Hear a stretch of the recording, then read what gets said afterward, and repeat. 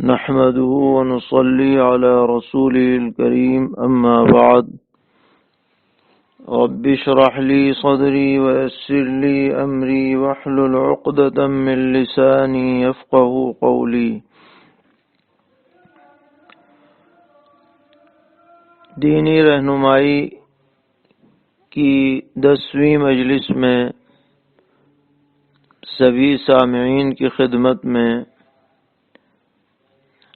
سلام مسنون۔ السلام علیکم ورحمۃ اللہ وبرکاتہ عرض ہے۔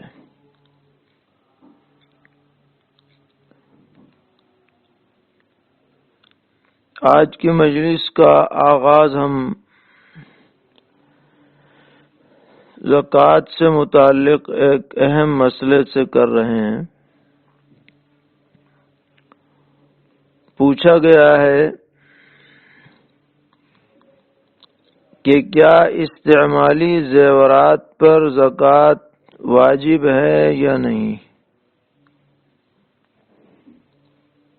ایک صاحب نے ایک عرب عالم صاحب کے حوالے سے یہ بات نقل کی ہے کہ عورت جو زیورات سونے چاندی کے خود استعمال کرتی ہے ان کی زکوٰۃ اس پر واجب نہیں ہے۔ تو ہمارے ہاں کیا حکم ہے اس کی وضاحت کی جائے۔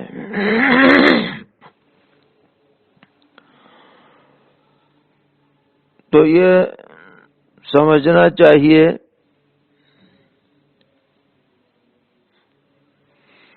کہ اگرچہ بعض دیگر ائمہ کے نزدیک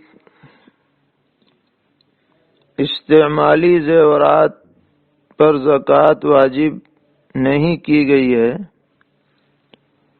لیکن فقہاء احناف رحمہم اللہ تعالی نے ہر قسم کے سونے چاندی پر اگر وہ نصاب کے بقدر ہیں، چاہے وہ دینار، اشرفی، درہم کی شکل میں ہوں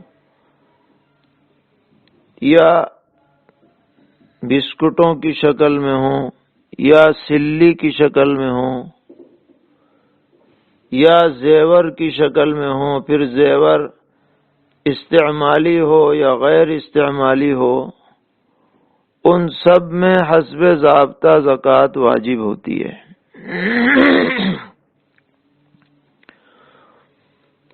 اور اس کی 2 وجوہات ہیں۔ ایک تو یہ کہ نبی اکرم علیہ الصلاۃ والسلام نے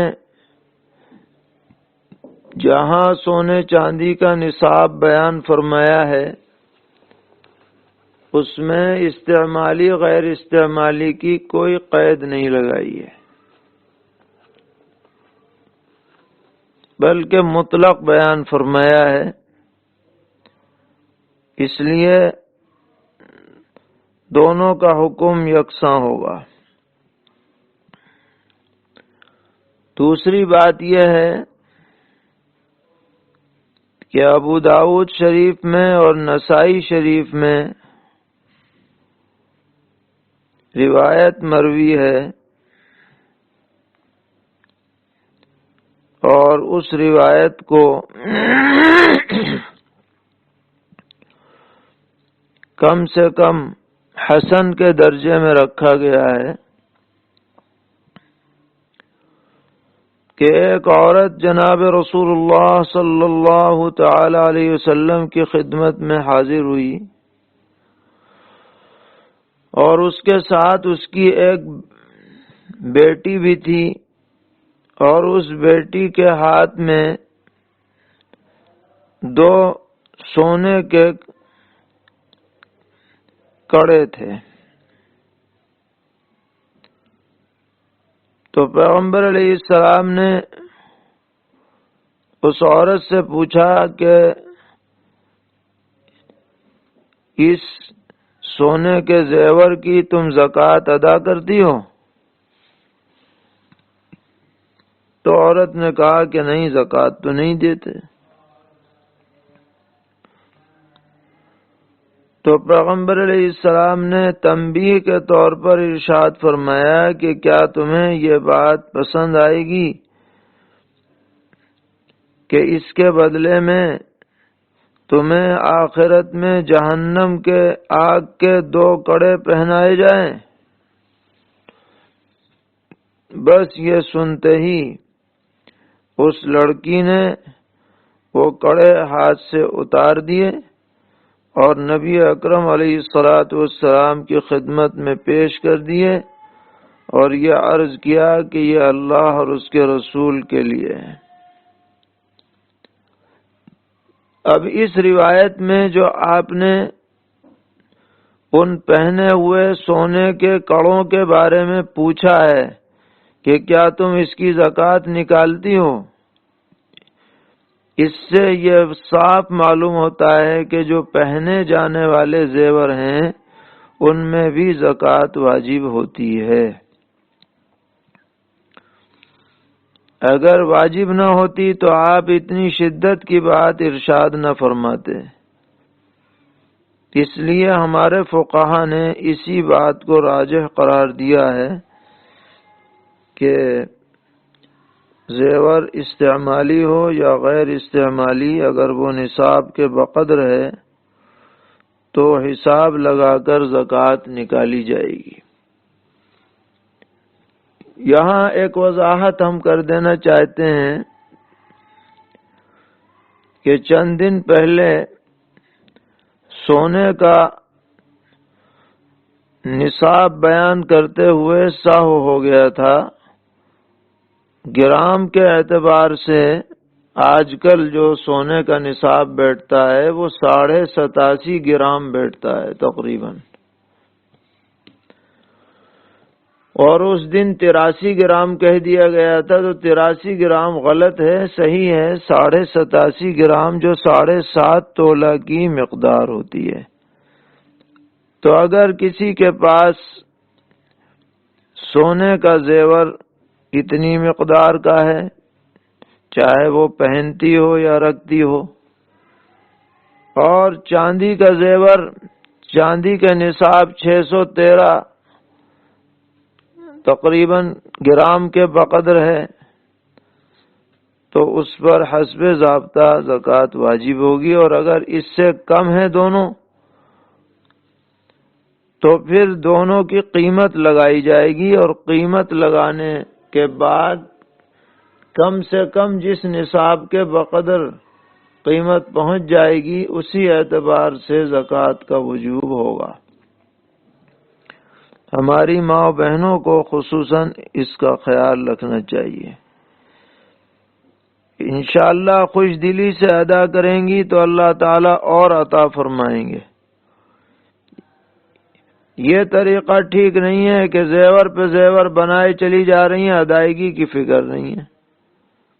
ادائیگی کا خوب اہتمام ہو، پھر زیور بناؤ تو کوئی حرج نہیں، اور اگر ادائیگی کی فکر نہیں ہے اور زیور کی فکر ہے تو یہ زیور کنز بن جائے گا، جس کے بارے میں قرآن پاک میں بہت ہی سخت وعید آئی ہے کہ اسی کو آگ میں تپا کر کے اور جہنم میں داغا جائے گا، نعوذ باللہ۔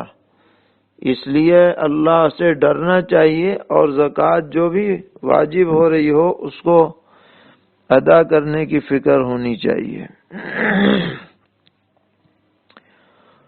ایک سوال زکوٰۃ سے متعلق ہے کہ میرے پاس نہ سونا ہے نہ چاندی ہے، صرف 3 لاکھ روپے ہیں، وہ بھی دوسری پارٹی کے پاس ہیں، معلوم نہیں وہ رقم رمضان میں میرے پاس آئے گی یا نہیں، تو مجھ پر زکوٰۃ بنتی ہے یا نہیں؟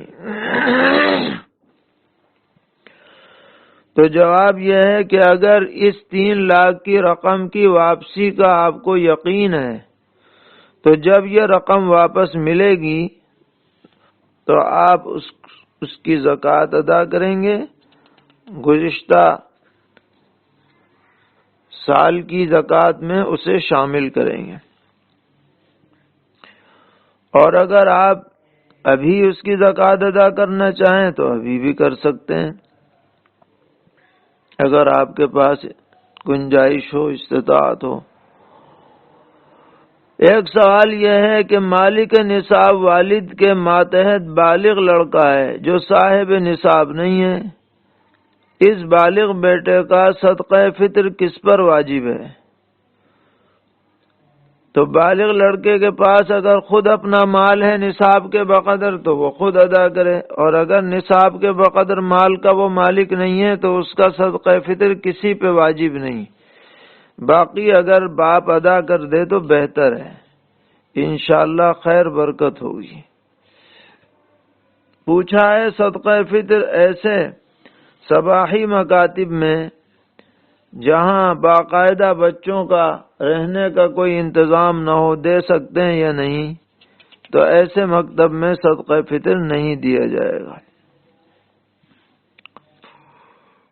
ایک سوال یہ کیا گیا ہے کہ بعض ساڑی کے کاروبار کرنے والے زکوٰۃ میں مدرسے والوں کو ساڑی ہی دے دیتے ہیں، اور اس ساڑی کی قیمت مثلا 500 روپے ہوتی ہے۔ اب مدرسے والے اس کو لے کر کے کچھ کم میں فروخت کر دیتے ہیں، تو ساڑی جس نے دی ہے اس کی زکوٰۃ کتنی قیمت پر ادا مانی جائے گی؟ جو اس نے لگائی ہے 500 یا جو مدرسے والوں نے بیچی ہے وہ؟ تو جواب یہ ہے کہ 500 کے اعتبار سے اس کی زکوٰۃ ادا ہوگی، اور مدرسے والوں کو بھی چاہیے کہ وہ خواہ سستی میں فروخت نہ کریں، مناسب قیمت لگائیں تاکہ مدرسے کا نقصان نہ ہو۔ ایک صاحب نے پوچھا ہے کہ ہم نے مکان کی تعمیر کے لیے سریا، لکڑی، ریت وغیرہ منگوایا، لیکن کسی وجہ سے 1 سال تک تعمیر کی نوبت نہ آ سکی، تو کیا اس میٹیریل پر زکوٰۃ واجب ہے؟ نہیں، زکوٰۃ واجب نہیں، کیونکہ یہ نہ تو فروخت کرنے کے لیے ہے اور نہ یہ مال نامی ہے، اس لیے اس پر زکوٰۃ واجب نہیں۔ مسجد کے متعلق ایک سوال ہے کہ ایک نئی تعمیر ہونے والی مسجد میں قبلے کا رخ 67 ڈگری پر ہے، لیکن اس کی وجہ سے صفوں میں برابری نہیں آ رہی ہے، تو کیا ہم 2 ڈگری فرق کر کے 65 ڈگری پہ اس کی تعمیر کر سکتے ہیں؟ تو جواب یہ ہے کہ کوشش تو پوری کرنی چاہیے کہ جو صحیح رخ قبلہ نما سے آ رہا ہو اسی پر مسجد بنائی جائے، محراب بنائی جائے، لیکن اگر 2 ڈگری کا فرق ہو جائے گا تب بھی نماز درست رہے گی، نماز میں کوئی خرابی نہیں آئے گی۔ تراویح کے بارے میں ایک سوال ہے کہ ایک شخص، ایک امام 2 جگہ تراویح پڑھا سکتا ہے یا نہیں؟ یعنی 20 رکعت 2 جگہ پڑھائے تو یہ صحیح نہیں ہے، ایک جگہ پڑھائے یہاں یا وہاں۔ ایک صاحب نے مسئلہ پوچھا ہے کہ مؤذن صاحب مسجد میں 15 پارے کی تراویح پڑھا رہے ہیں، کیونکہ انہیں کل 15 ہی پارے یاد ہیں۔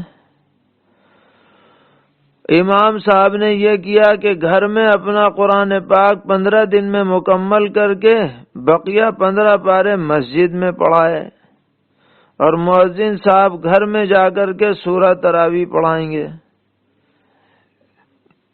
تو یہ طریقہ صحیح ہے یا نہیں؟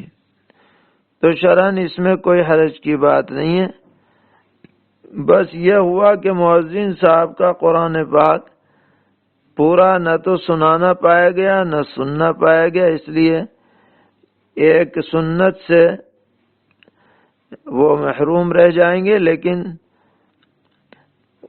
پیچھے جو سننے والے ہیں ان کا قرآن تو امام صاحب کے بقیہ پارے پڑھ دینے سے پورا ہو ہی جائے گا، گنہگار کوئی نہیں ہے، اور یہ ترتیب بنانے میں بھی کوئی حرج کی بات نہیں ہے۔ ایک سوال ہے کہ کیا کوئی شخص 2 جگہ جمعہ یا عید کا خطبہ دے سکتا ہے؟ یہ مسئلہ پہلے بھی آیا تھا، یہ مناسب نہیں ہے۔ ایک ہی جگہ خطبہ اور امامت کرنی چاہیے، دوسری جگہ جا کر کے خطبہ دینا مناسب نہیں ہے۔ تراویح کے متعلق مسئلہ ہے کہ امام صاحب نے تراویح میں پہلے آہستہ سورہ فاتحہ پڑھ دی،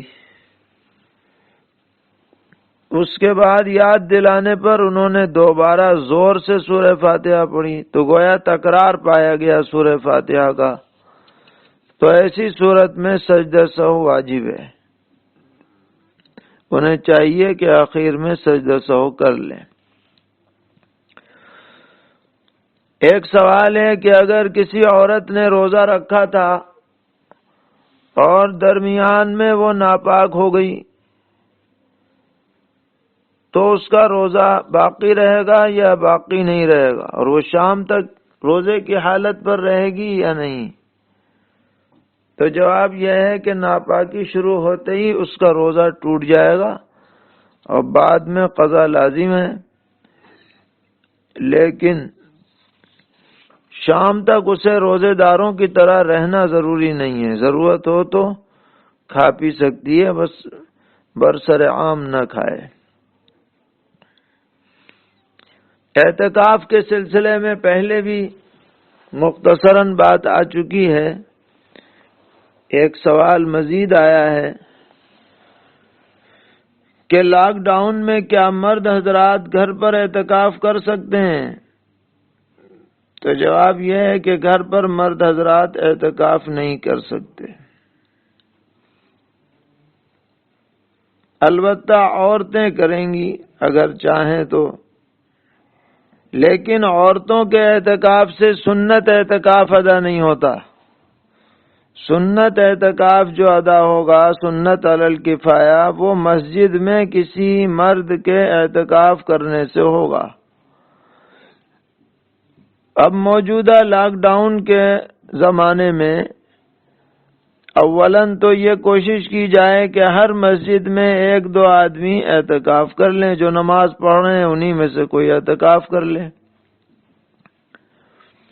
اور اگر یہ مشکل ہے ہر مسجد میں تو محلے کی کسی ایک مسجد میں کم سے کم ہو جائے، بستی کی ایک مسجد میں کم سے کم اعتکاف کا نظام بن جائے، تو انشاءاللہ اس کی وجہ سے بقیہ اہل بستی کی طرف سے سنت کفایہ ادا ہو جائے گی۔ ایک سوال اور پوچھا گیا ہے کہ آج کل کچھ لوگ واٹس ایپ پر گروپ بنا کر استغفر اللہ یا کسی اور وظیفے کی تسبیحات پڑھتے ہیں اور اس کی تعداد گروپ میں ڈالتے رہتے ہیں، کیا ایسا کرنا درست ہے؟ تو اس کا تعلق کوئی مسئلہ شرعی سے نہیں ہے۔ ہم یہ سمجھتے ہیں کہ یہ ترغیب دلانے کی ایک شکل ہے کہ بھئی تم اتنا پڑھ لو، ہم اتنا پڑھ لیں، پھر جمع کر لیں تاکہ ایک اندازہ ہو جائے کتنا پڑھا گیا۔ نہ تو یہ لازم ہے نہ ضروری ہے، کیونکہ اس طرح کے جو وظائف ہوتے ہیں وہ مشائخ کے مجربات ہوتے ہیں، جن کے اوپر کوئی واجبی یا ضروری حکم لاگو نہیں ہوتا ہے۔ پڑھ لے کوئی تو ٹھیک ہے، کم و بیش ہو جائے تب بھی کوئی فرق نہیں پڑتا۔ ایسا نہیں ہے کہ اتنی تعداد ہونا فرض ہے، واجب ہے، کم رہ گئی تو کسی کو گناہ ملے گا یا نقصان ہوگا، ایسا کچھ نہیں ہے۔ لہذا جو اپنی جگہ رہ کے پڑھے، جمع ہو کے پڑھے، سب کی گنجائش ہے۔ ایک سوال ہے کہ آج کل مختلف کمپنیوں کی طرف سے کیش بیک ملتا ہے، ٹرانزیکشن کی جائے، جو موبائل ایپ آ رہی ہیں، روپیہ پیسے کو ادھر سے ادھر منتقل کرنے کے لیے، تو جو جس ایپ کو زیادہ استعمال کرتا ہے وہ کمپنی اپنے حساب سے کبھی تو پوائنٹ دیتی ہے، کبھی کچھ پیسے بھی دیتی ہے۔ تو اکثر صورتیں اگر اور کوئی معنی نہ پائے جائے تو کیش بیک لینے کی جائز اور درست ہیں۔ ایک سوال یہ ہے کہ گھروں میں قرآن پاک ختم کرنے کا اہتمام کیا جاتا ہے، جس میں ہر فرد اپنے اپنے حساب سے پارہ تقسیم کر لیتا ہے۔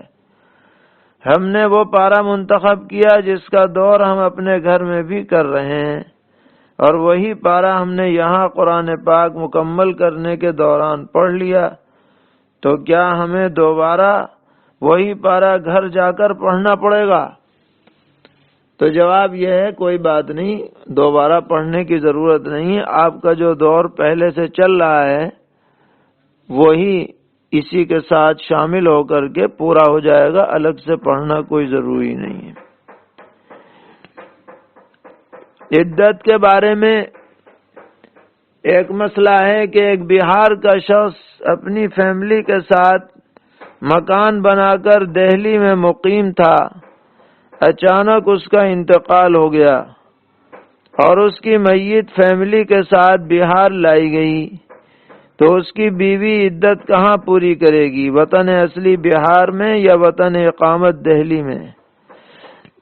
جواب یہ ہے کہ اگر وطن اصلی بہار میں اس کے رہنے کا معقول انتظام ہے تو وہیں عدت گزارے گی، عدت گزار کر کے پھر اگر ضرورت ہو تو یہاں آ جائے۔ ہاں، اگر وہاں کسی طرح بھی رہنے کا انتظام نہیں ہے تو ہونا یہ چاہیے تھا کہ وہ جاتی ہی نہ، کیونکہ انتقال کے فوراً بعد عدت شروع ہو جاتی ہے، دہلی میں رہتی۔ اگر بالفرض چلی گئی اور وہاں رہنے کا بالکل کوئی انتظام نہیں ہے تو ایسی صورت میں وہ آ سکتی ہے۔ اگر آس پاس کوئی اور انتظام ہو جائے وہ اختیار کیا جائے، لیکن بالفرض اگر کوئی بھی انتظام نہ ہو تو پھر آنے کی گنجائش ہے۔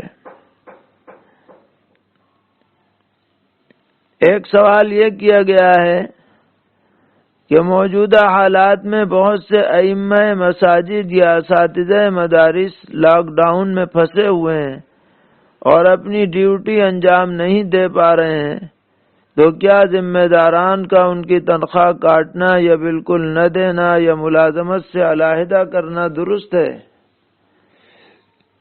تو یہ بات ہم نے پہلے بھی عرض کی تھی کہ یہ جو لاک ڈاؤن کی وجہ سے ملازمین نہیں آ پا رہے ہیں، یہ ایک طرح سے لمبی چھٹی کی شکل ہے۔ وہ آنا تو چاہتے ہیں لیکن رکاوٹ کی وجہ سے نہیں آ پا رہے، اس لیے خاص طور پر مساجد کی انتظامیہ کو، مدارس کے ذمہ داران کو یہی چاہیے کہ ان لوگوں کی تنخواہوں کو نہ روکیں۔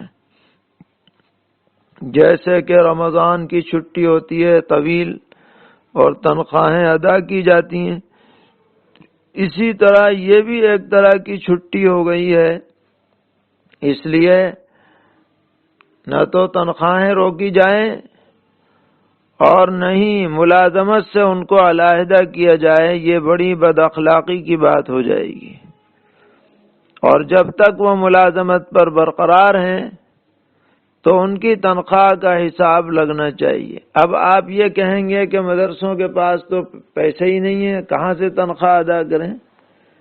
تو ٹھیک ہے، سر دست ادا نہ کی جائیں لیکن ان کے حساب میں لکھی جائیں۔ اللہ تعالیٰ آئندہ وسعت دے، حالات درست ہوں، یہ بھی محنت کریں، مدرسے والے بھی محنت کریں، تو رفتہ رفتہ ان کی ادائیگی کر دی جائے۔ لیکن بالکل تنخواہوں سے محروم کرنے کی جو شکل ہے یہ مناسب معلوم نہیں ہوتی ہے۔ اس موقع پر بالخصوص ان کے ساتھ رواداری اور شفقت کا معاملہ کرنے کی ضرورت ہے۔ ایک مسئلہ لڑکی کے بارے میں رشتے کے متعلق کہ لڑکے والے لڑکی کے فوٹو کا مطالبہ کر رہے ہیں، حالانکہ لڑکی عالمہ ہے اور وہ فوٹو نہیں کھنچواتی ہے، تو جواب یہ ہے کہ جب وہ فوٹو نہیں کھنچواتی ہے تو محض اس مقصد سے فوٹو کھنچوانا مناسب نہیں ہے، کیونکہ وہ فوٹو پھر وہیں تک محدود نہیں رہتا اور دیگر مفاسد اس کے سامنے آتے ہیں۔ لہذا جو طریقہ شرفا میں رائج ہے کہ لڑکے کے گھر والی عورتیں لڑکی والوں کے ہاں جاتی ہیں اور کسی بہانے سے لڑکی کو دیکھ لیتی ہیں اور اندازہ لگا لیتی ہیں، یہی طریقہ سب سے بہتر ہے اور شرور اور فتن سے پاک ہے، خطرات سے محفوظ ہے، اس میں عزت بھی ہے، اس میں عافیت بھی ہے۔ اسی طریقے کو جاری رکھنا چاہیے اور کوئی ایسی بات نہیں کرنی چاہیے جس سے شریعت کی کسی حکم کی خلاف ورزی لازم آتی ہو۔ اللہ تعالی ہم سب کو دین پر پوری طرح عمل کرنے کی توفیق عطا فرمائے اور ہر طرح کے شرور اور فتن سے محفوظ فرمائے۔ وصلی اللہ تعالی علی خیر خلقہ محمد وآلہ وصحبہ اجمعین برحمتک یا ارحم الراحمین۔